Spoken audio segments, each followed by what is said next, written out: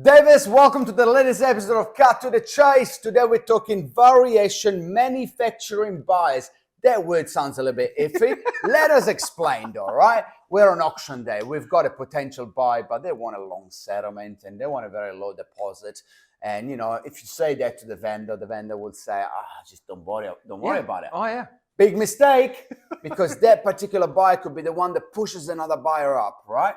So Correct. What do? Well, you get a variation. You put it in front of the buyer and say, look, for the right price, the vendor will consider your terms. Long deposit, zero settlement. We had that before. But that's what you're going to do with a vendor, right? Because here is the biggest mistake. This buyer wants a zero deposit and long settlement. Oh, bugger off. We're never going to do that, right? So how do you sell it to them? You sell it to them in a way that you go, look, this is just a buyer that wants these terms, but this is not going to be a buyer that most likely will buy the property. But this is going to be an instrumental buyer that might push another buyer up. And I'll tell you what, Mr. Vendor, if this was the best buyer at the best price, we can always renegotiate the terms, correct? Correct. Well, I was at Mount Eden last week with a $2 million property, exactly that. Small deposits, delayed settlements. The vendor went no to both.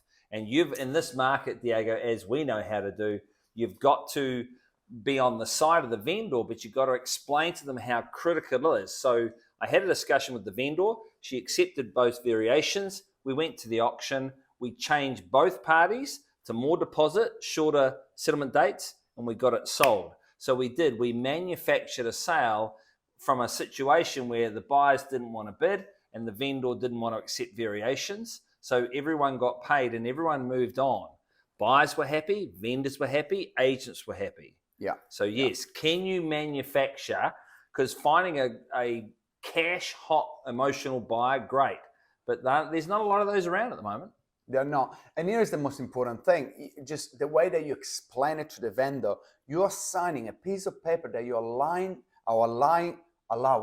the purchasers to bid under those terms, but under no illusion, you will not have to sell under those terms because we can renegotiate on auction night. And we will renegotiate on auction night. But if you don't give an opportunity to that particular buyer to put their hands up and actually get involved in the process emotionally as well as financially, then you might have missed an opportunity. And also, you don't. And if the people doing the variations don't want to change them, you still have an auction. You've still shown the market where the money is, and it makes your job easier post-auction because people want what someone else wants. The key to the variation, like your guys' variations, the disclosure at the bottom have got to outline that the vendor is accepting these variations but can change their mind at any point in time. So regardless if you're working for Buff or Ray1, different procedures and whatnot, for us at Harkus, we can change them, and that's the biggest key. Yep. Not a recruitment. Cut to the chase is welcome to everyone. Yeah, it is. It is, of course. Talking about that, the only questions that we ask you is please like, share, and subscribe. Cut to the chase. We'll see you next week. Ciao, ciao, in your words.